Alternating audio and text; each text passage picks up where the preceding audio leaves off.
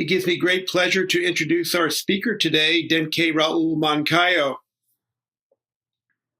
Denkei grew up in Chile, was introduced to Zen in Paris, and after 30 years in 2015, retired from serving as a psychologist in the Latino community at San Francisco's Mission Mental Health.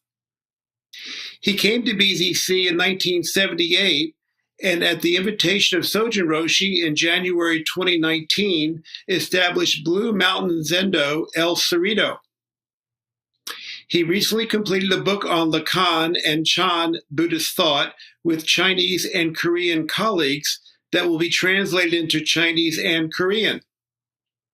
Denkei is a Zen teacher as well as a practicing Lacanian analyst and the father of 2 grown-up sons. Please give a warm welcome to Denkei. Thank you, Ross. Can you hear me well? Can you hear me well? No, you can't hear me? I'm muted. We can hear you if you can turn up your mic just a little bit, but don't waste any time doing that. Most of us can hear you just fine, Denkei. Okay, the microphone is all the way up, so, okay. So it's a pleasure to be here with all of you and old friends from Berkeley Zen Center. And thank you for your introduction, Ross. And I want to start with a minute of silence for the war that's going on. It's a serious war. So let's observe a minute of silence and think peace.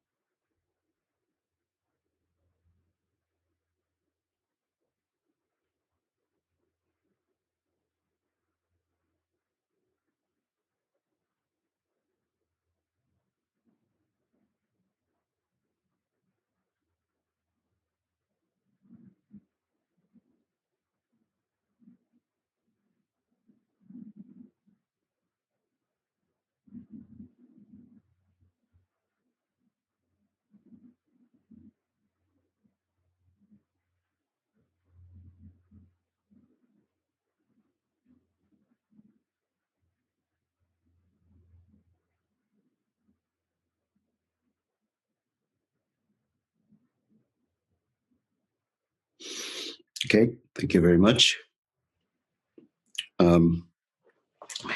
So today, let me move closer to the computer. I want to use as a segue for my talk from Not Always So, Suzuki Roshi's classical Pure Silk Sharp Iron.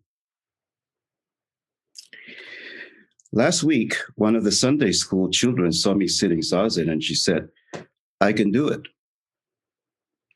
She crossed her legs and said, "Now what? Now what? Now that I have the physical posture, now what?" I was very interested in her question because many of you have the same question. Now what? What's happening in my mind or in my heart? You come here every day to practice Zen and you ask me, now what? Now what? I don't think I can fully explain this point. It is not a question that can be answered. You should know for yourself. What? What is it?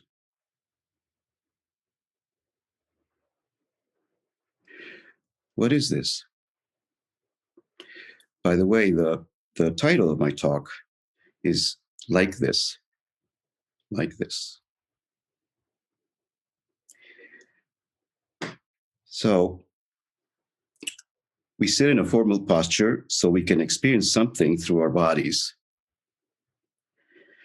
not by my teaching, but by your own physical practice. So physical practice is not Zazen is not a physical culture, but it means that the meaning of the teaching is in our own bodies, in our own body-mind, but we experience it with our bodies.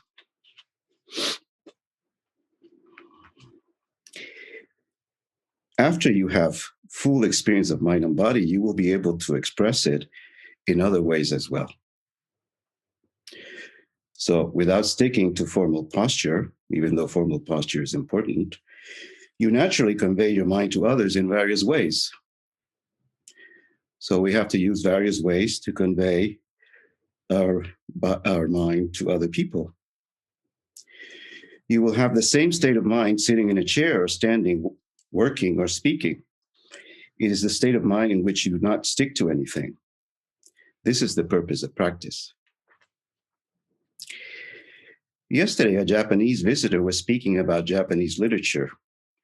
Japanese people have been studying Chinese characters and Chinese culture since about 600 or 700 AD. So that's the time of the Tang Dynasty, which was a cosmopolitan center for the world. And that's where Xuanzang brought the Mahayana Sutras from Nalanda University. And everybody celebrated. It was a great celebration for the people. And so everybody was drawn to Chang'an, which is the modern city of Xi'an, including the Japanese. And after using Chinese characters, they established their own way of writing. The same thing will happen here with our practice. 100 years after the Japanese government stopped sending students to China to study Chinese culture, we had an exquisite Japanese culture. So will we have a exquisite American Zen culture in 100 years? That's what's at stake. It's been 50 years. So we need another 50 years. How are we going to make it there? Meaning, how will we continue the lineage and not let it die?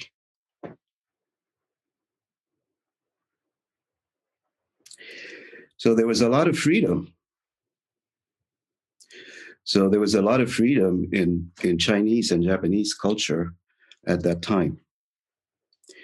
All the artists and scholars were free to study the arts, philosophy, and religion. And they tried various disciplines, and they had good teachers. So they tried various disciplines. They studied the arts, they studied philosophy, and they studied religion. And that mix led to a wonderful Japanese Zen culture.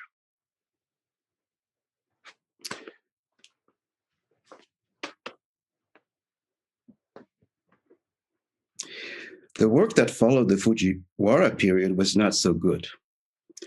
According to my visitor, some of the later calligraphy was too formal and shows too much of the artist's ego. We cannot see any personality in their calligraphy. The personality we see in art should be well trained without much ego in it. I think you can understand the difference between personality and ego. Ego is something that covers your good personality. Everyone has character, but if you don't train yourself, your character is covered by ego. And then you cannot appreciate your personality. So it's interesting, because over the years, we've talked about the teacher's personality and the teacher's dharma side.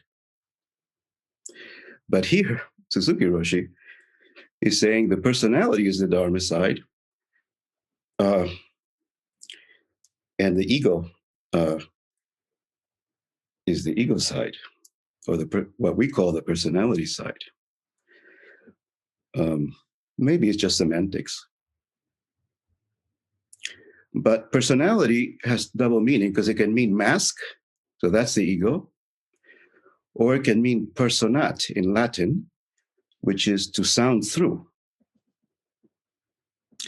the sounding through of the Dharma. That's the personality that Suzuki Roshi is speaking about. So through long practice and training, we get rid of ego. And we don't like that expression so much, get rid of ego. But the next thing he says puts it in place. A word in Japanese that expresses his training is nero. Nero is how we refine silk by washing it many times so that the threads are white and soft enough to weave. We also use the character for iron. We temper iron by heating it while it's hot. You know, the expression, hit the, hit it when it's hot or when it's hot. Oh, it's what's the object? Strike when the iron is hot. Strike when the iron is hot. Thank you. So that's what we do in sesshin. In sesshin, we strike when the iron is hot, because then we're melting. I remember one time in sesshin, I went to Dokusan, and Sojin was melting.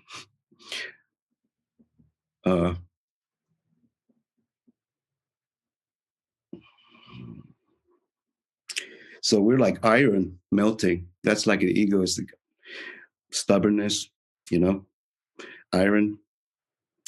So it has to melt to transform and turn at the basis. But when we have conversations with people, sometimes we have to strike when the iron is cold.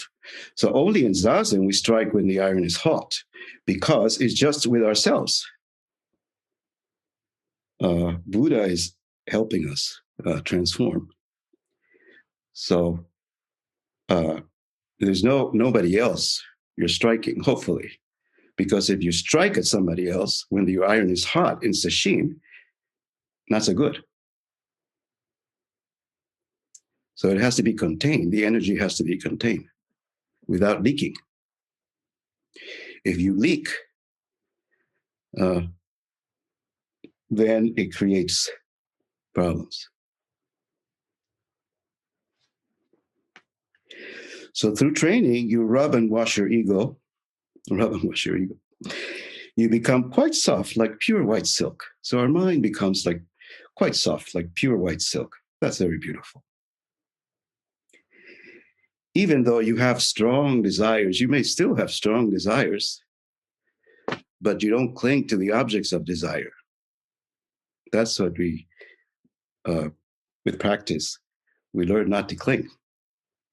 So the problem is not so much the desire is the cause of suffering. The problem is that the clinging to the objects of desire is the cause of suffering. When you don't cling to the objects of desire, desire turns into a pure form of desire, which is the same as dharma, compassion, emptiness.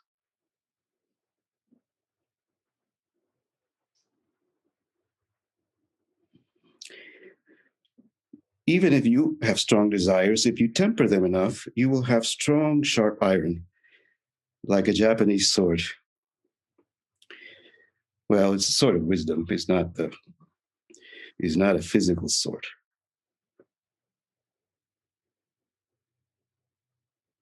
The physical sword is conditioned. The sword of wisdom is unconditioned. So that's why war is not glorious anymore. That's how the world has changed. It's not glorious to go to war anymore. There's no pride for men to go to war, to fight stupid wars. And the whole world is waking up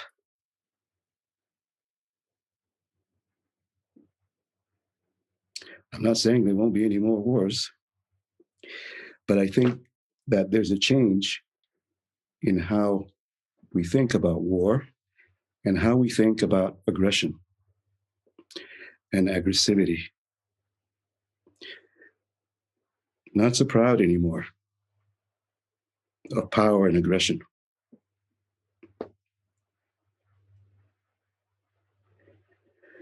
So this is how we train ourselves. This is not something we need to talk about, but something I must show you by my everyday life. And here's Suzuki Roshi, so sweet. He says, this is not something for me to talk about, but something I must show you by my everyday life, which is not so good. So is our everyday life any good? Huh? Ordinary mind is the way. But ordinary mind, everyday life, not so good. So how do we enlighten? How do we break all of our, not all, maybe it's too radical, break some of our bad habits in daily life? That's what the monastic training does, because you're all practicing together and you're all seeing each other. So you're kind of watching each other out, you know.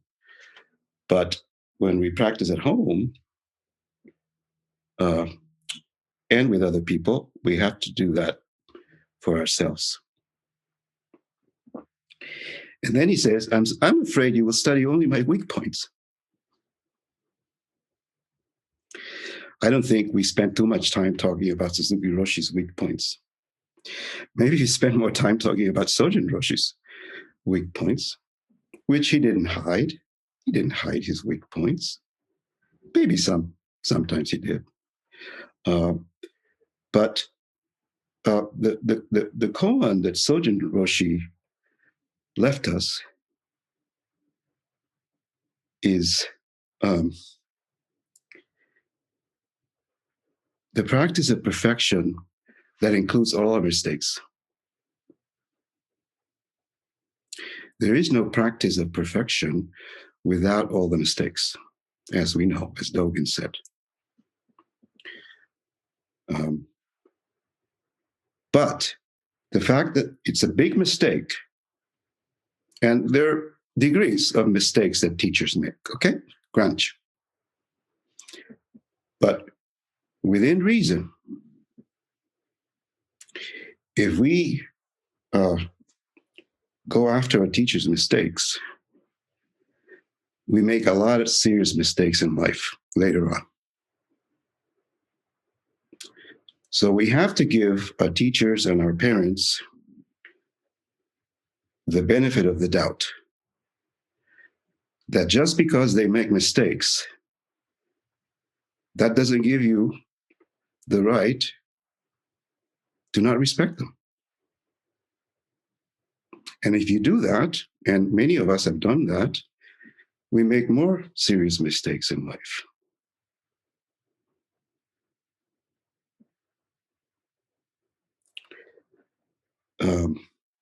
So we have a situation where the kids are running rampant and the parents are in timeout because of some mistake of the parent.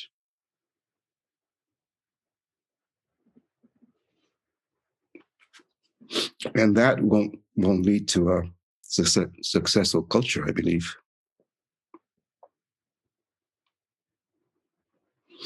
Plus, you had the aggression and the guns, you know, and then disaster strikes.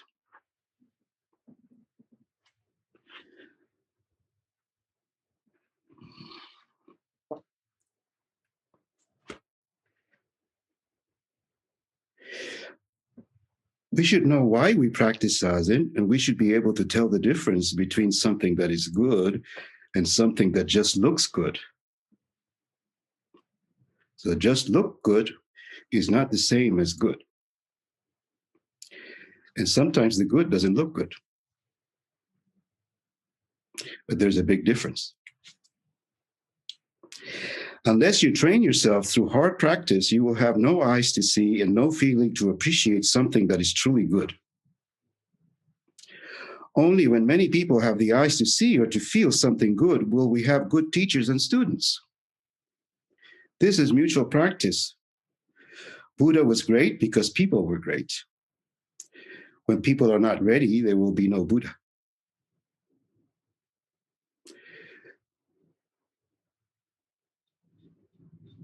So when Bodhidharma went to China, the emperor wasn't ready. So he went off and sat for 9 years until they were ready. And then 4 students came. That's hard practice.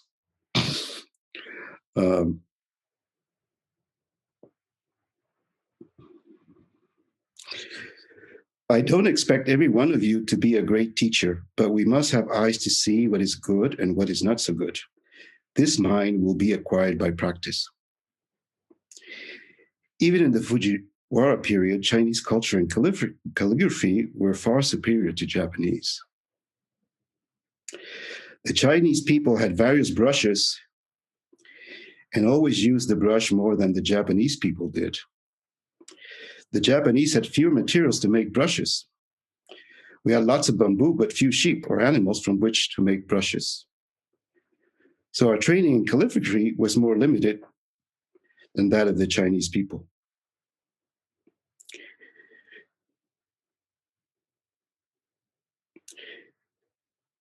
Historically, Buddhists have been very sincere about this point. That's why we have Dharma transmission. Chinese masters especially put strong emphasis on transmission. It is necessary to master the teacher's way completely before you're free from it. That is very hard practice. That is why it takes such a long time to be a Zen teacher. It is not knowledge. It is not some power. It is not some privilege. The point is whether a person is trained enough to be like pure white silk and very sharp iron.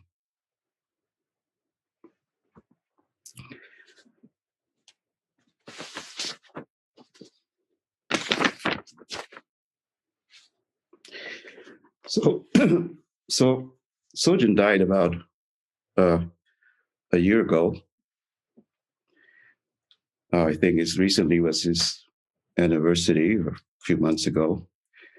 And I think today, Hozan announced the date for the Green Gulch ceremony. And recently also Thich Nhat Hanh died.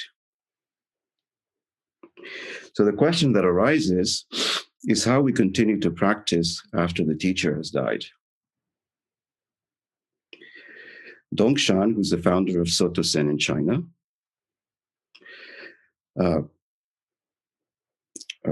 Chaodong Chan is called, Soto Zen is called Chaodong Chan in China. Dongshan announced the end of his life several days before the event and used the opportunity to teach his students one more time in response to their grief. He told them to create a delusion banquet.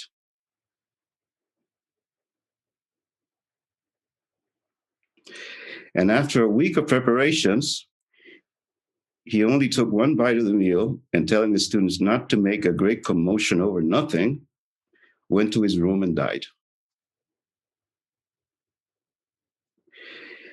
So it is normal to love and grieve the teacher, and at the same time, we need to find the teacher in ourselves and in others. Meaning,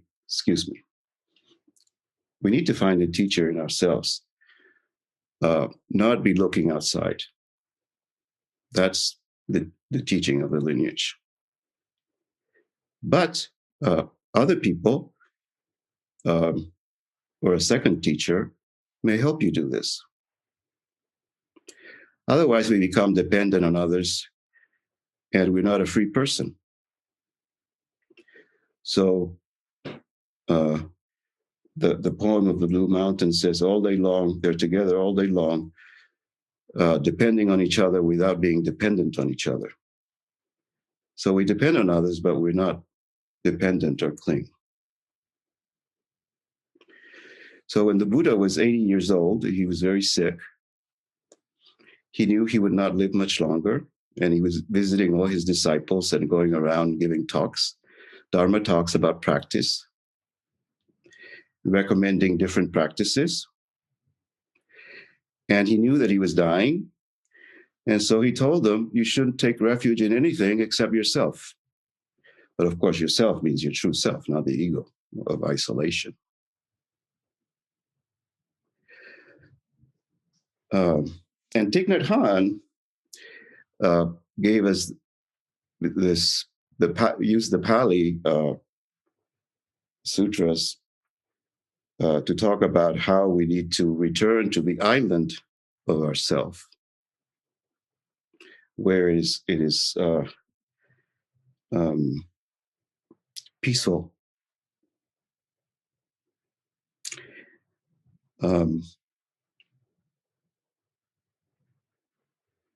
So you go home to yourself. So the Buddha knew that his disciples relied too much on him. They depended too much on him. And what would happen when he was no longer in the world? What would happen to his students and their need of him? So he wanted them to rely on themselves, and that's why he said, be a lamp unto yourself.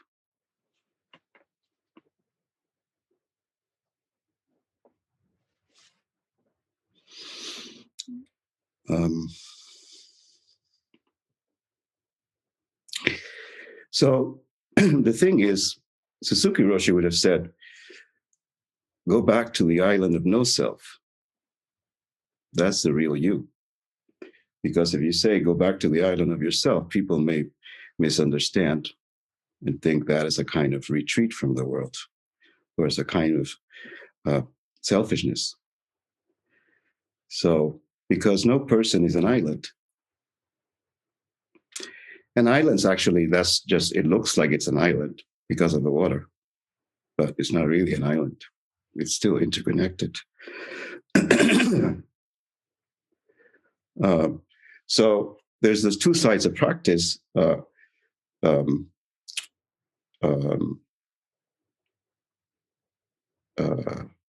See completely through yourself and practicing with a teacher and with other people.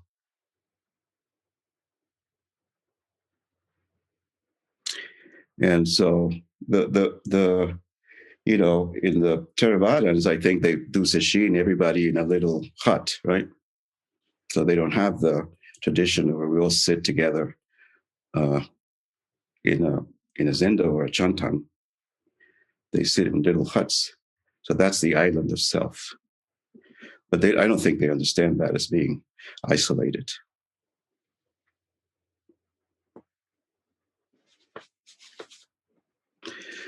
So when Dongshan took his leave from his master Yunyan, Yunyan asked him, where are you going? Although I'm leaving you, I have no idea where my next stop will be, replied Dongshan. Are you not going south of the lake? Yunyan asked. No, said Dongshan. Then are you returning to your native town? Asked Yunyan. The answer from Dongshan was again no. Then Yunyan said, come back here soon. And he added, after you leave here, it will be very hard for us to see each other again, said Master Yunyan. And then Dongshan turns that upside down.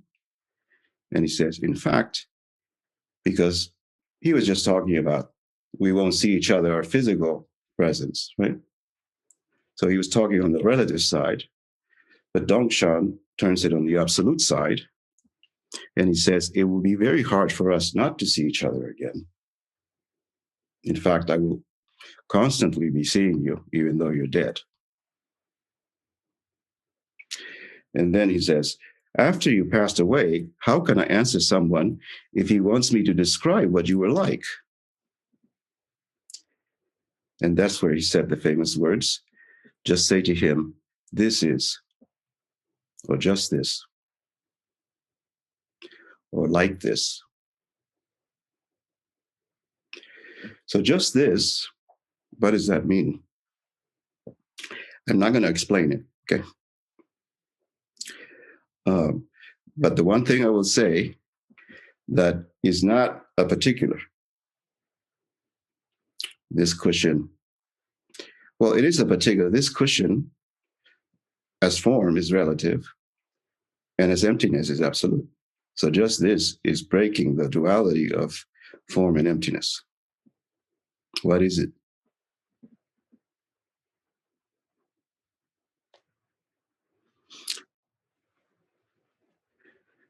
Dongshan kept silent for a while. Then Yunjin said to him, you must be careful as you're carrying this great teaching or this great thing. So being careful, that's very important. The teacher has to be very careful, both in body, speech, and mind, because words have consequences.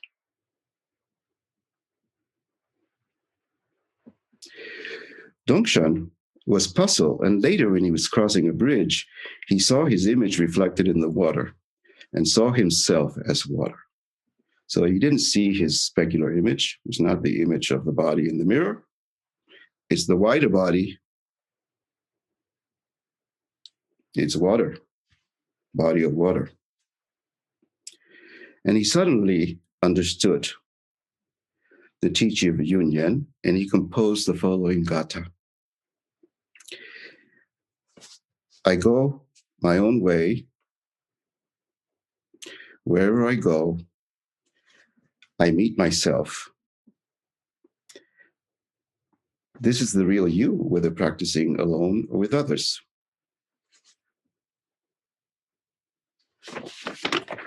Another translation of it is, when alone, I proceed through myself.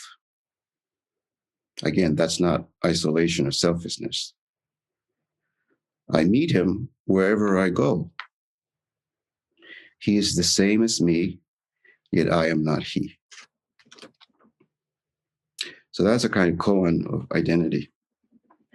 The teacher is you, is in you, but not as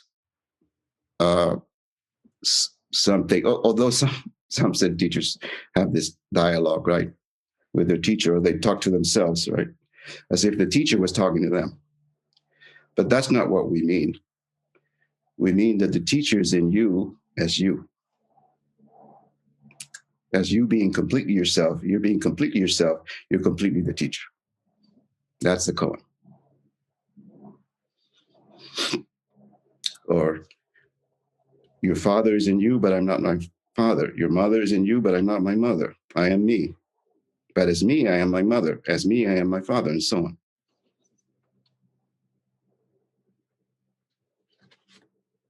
So,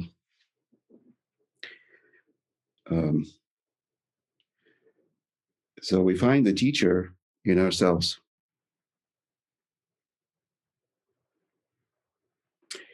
He didn't go anywhere. No coming, no going. Just this. Be yourself.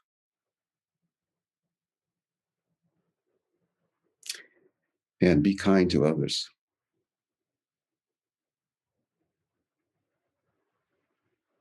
Thank you very much. I wanted to, before we open questions, I just wanted to say something.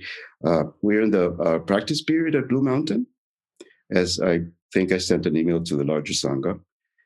And James Kenny is our Shuso.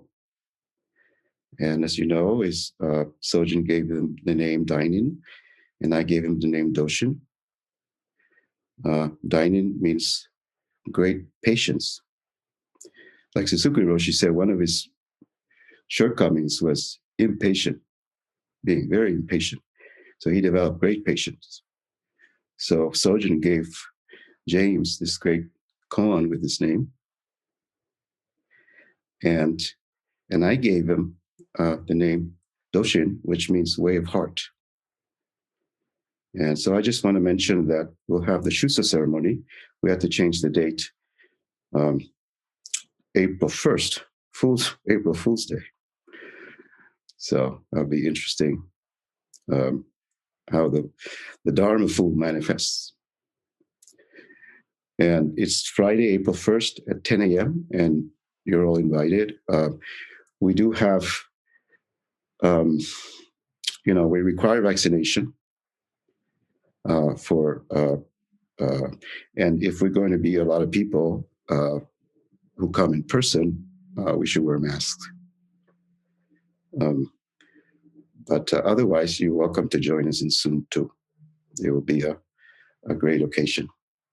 And I also want to say, Ross said our center is called Blue Mountain Zendo, which was the original name. And that's what I wanted. But we had a complaint from the East Coast from another Zendo. It's called Blue Mountain. And so I talked with Jose and various people. And so we decided to change the name so that it wouldn't be, because they said that we were infringing on their rights or whatever. So we changed the name to Blue Mountain Zen Center of El Cerrito. So that's the official name now. Although we're more of a Zendo than a Zen Center, but we had to change the name. So anyway, welcome your questions or comments. I invite you, good Sangha, to raise your hand, digital hand. We encourage brevity and get to the point.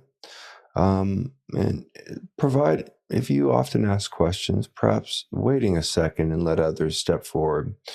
In addition, all the information that about Raul and all of our information, Denkei, his Zen Center and books will be in the chat at the end of our conversation today. Blue hands, please, or questions in the chat, which I'll read.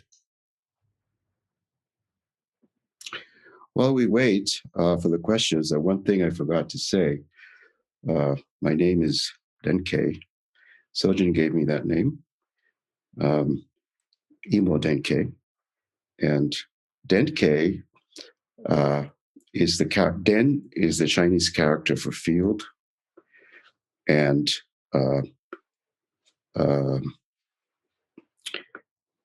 Hui is the character. We thought it was blessing, so Sojin gave me the name Denkei or Denkie. But in researching it now, I found out that it doesn't exist in Japanese, and it doesn't exist in Chinese. So I'm still using it, but the character for blessing is the character for we, which is the Wineng. But Wineng, in the Platform Sutra, when you read it under different translations, is not blessing, but is beneficence or something like that. So my Chinese students have suggested Tenhui, Denkei Tenhui, as the correct Chinese name for the characters that Sojin gave me. So I just wanted to share that. I invite Jeff Taylor to unmute yourself and ask a question. Thank you, Denkei. You were talking about when a teacher or a parent makes a mistake that might cause a child or a student to question respect, and that we must give respect in all of these cases. How does the teacher or the parent understand their mistake? Um,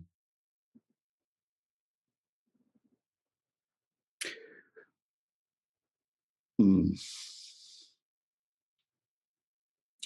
Well, first we should know that the history and story of Zen teachers, one mistake after another, and the people who are all pointing fingers at the teacher often are not free of blame themselves. And Wing Yang said, if you are yourself wrong and you point other people's wrongs, you will be evil or you will create evil. So first we have to correct our wrongs, and the teacher should be aware of what their shortcomings are. Just like Suzuki Roshi said, he was aware of his shortcomings. He was impatient.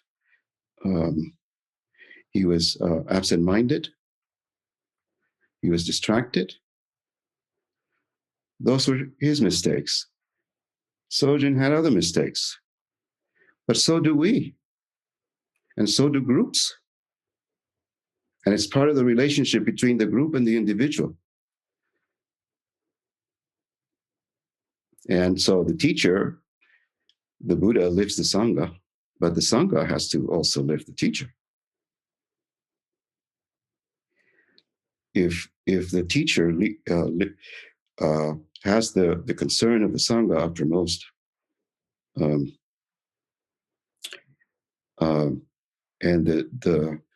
the students overrun the teacher, that eventually is not going to produce a good outcome. So I'm talking about small mistakes. I'm not talking about big mistakes. So big mistakes have to be dealt with differently. So it doesn't mean to give the authorities or the parents a carte blanche, but it's hard to parent. It's very difficult to parent. Parents are struggling with all kinds of difficulties. So sometimes when they lose their cool, yeah. Now that doesn't go into abuse, of course. That's what I'm talking about, something different. But there are a lot of gray areas. And in the gray areas, I think that the culture would do better to give the teacher that otherwise we respect the benefit of the doubt and encourage them to work on themselves. And the teacher should continue to work on himself or herself, whether in practice, whether talking to another teacher, whether going into analysis or therapy. There's no shame in self-exploration and growth.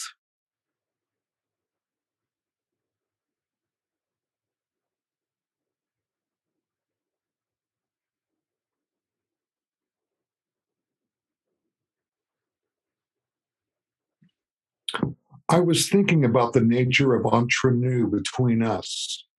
The nature of what? Between us. It's a French term, entre nous. It's between us. Okay. So in our relationship between teacher and parent, and student and child, when I make a mistake, how do I understand that mistake in terms of what happens next? What do I do?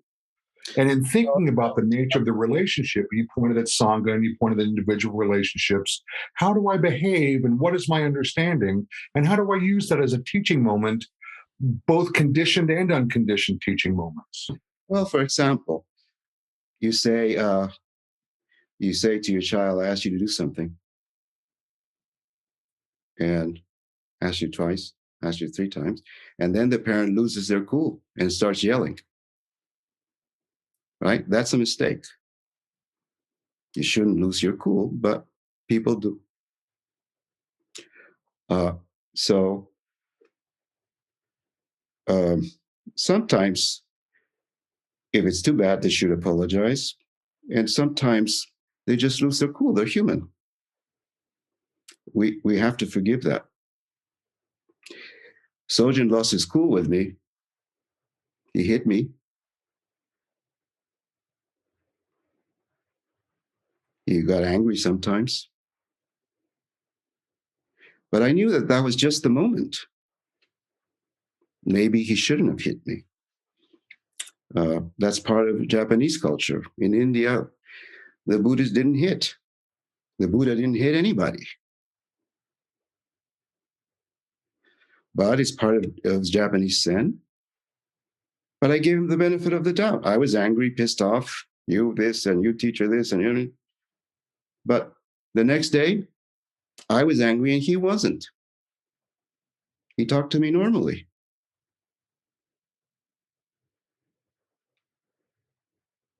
I was still angry, holding the grudge.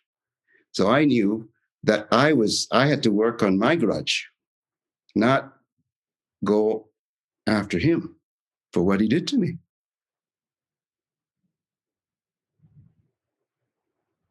Does that answer your question? Thank you, Raul. You're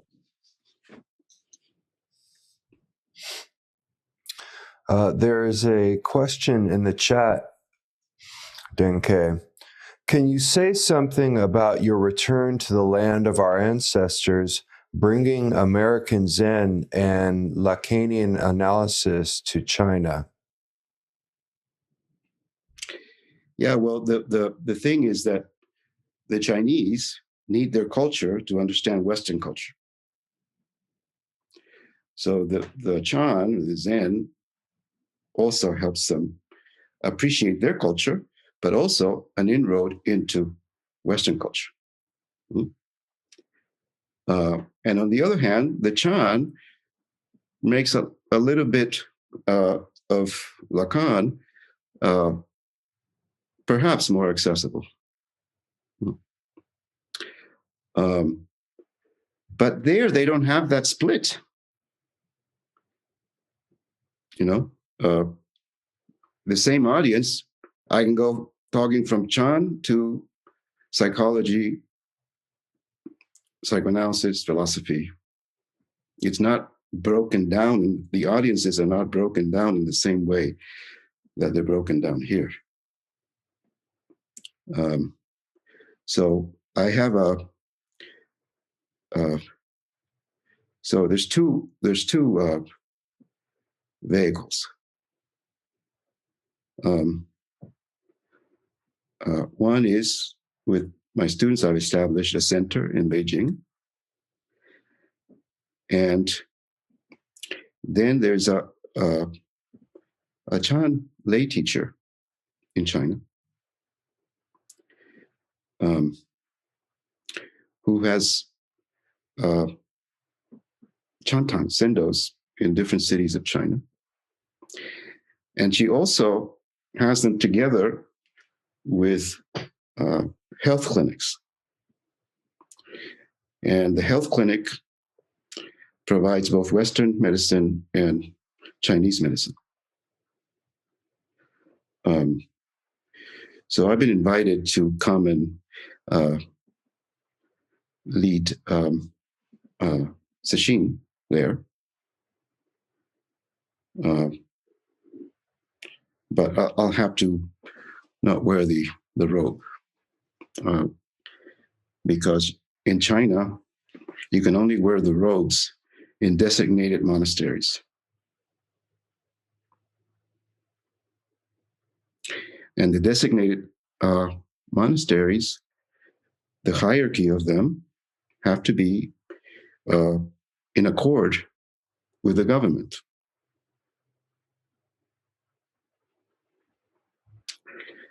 I don't judge that. I think there's a lot of complex reasons. But on the one hand, the government has adopted Buddhism. That's a big historical step. The government has adopted Buddhism, and Judy Woodruff had a program on it. You may see it on YouTube. So they've made a big move. But they also want Buddhism to support the government, to support the goals of socialism, to have the welfare of the people uppermost. There's some, not that difficult from a Buddhist point of view to have the people, because that's what all the Chinese teachers said. Lao Tzu, Kongzi, all the Winang, all the teachers, all they said the leaders had to be kind to the people, have the concern of the people uppermost. That's the Chinese, that's the ancient Chinese. So, so if you practice in a chantang that's not in a monastery, then you can't wear the robe, because they want to separate religion and the state. So I'll have to wear, but they're also into recovering hanfu, the traditional clothing from the Tang Dynasty. So the Chinese are starting to dress like the Tang Dynasty, and the Tang Dynasty, the dress was a kind of variation of the robe. It's a kind of making lei the Buddhist robe. That was the clothing of the Tang Dynasty. So now they're starting to wear that. So I'm fine with sitting with a hipari and a raksu. So that the practice can be useful to people and be accessible to people. So I'm not going yet because China's not open and there's a quarantine of a month, and you have to be in a hotel, isolated. So I'm not going to do that. So I'm going to go once they open it up.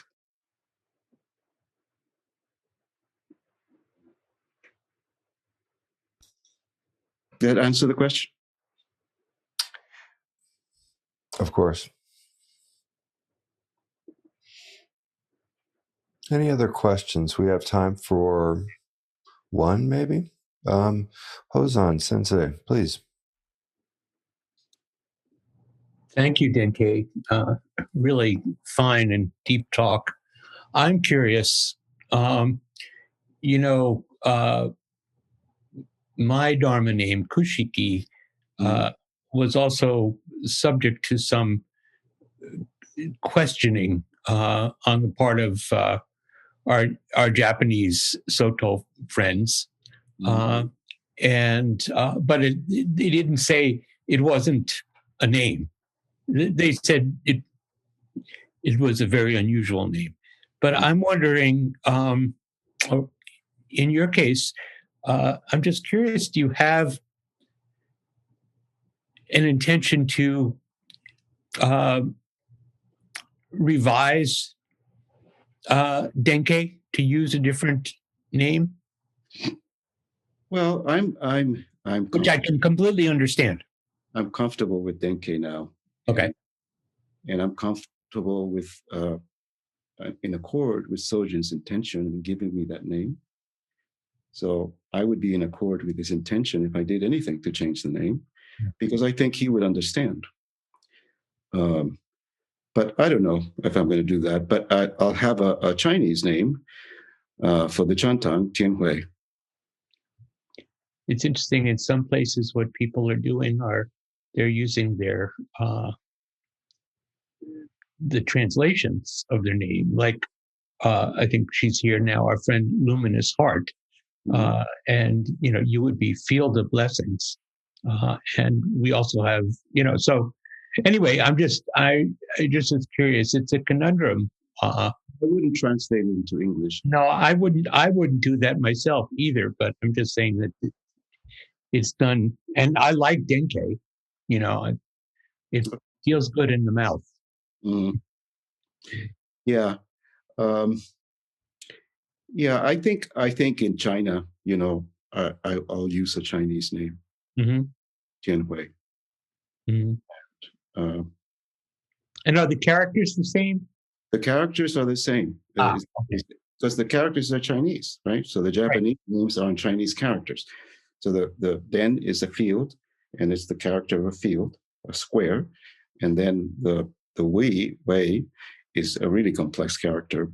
But so it means field of beneficence. Actually, in the translation of the Platform Sutra that I've been studying with Chinese students, there's a different translation, right? So he says that it's not blessing, because he has a negative view on blessings. He thinks that asking for blessings is gaining mind. That's what the Bodhidharma was. The emperor was seeking blessings, so that's why Bodhidharma turned him down. And so, actually, it's interesting that Wineng has a kind of critical perspective on. So he doesn't. The character is not translated as blessing; it's translated as beneficence. It has many meanings, but among them, beneficence and literary benevolence.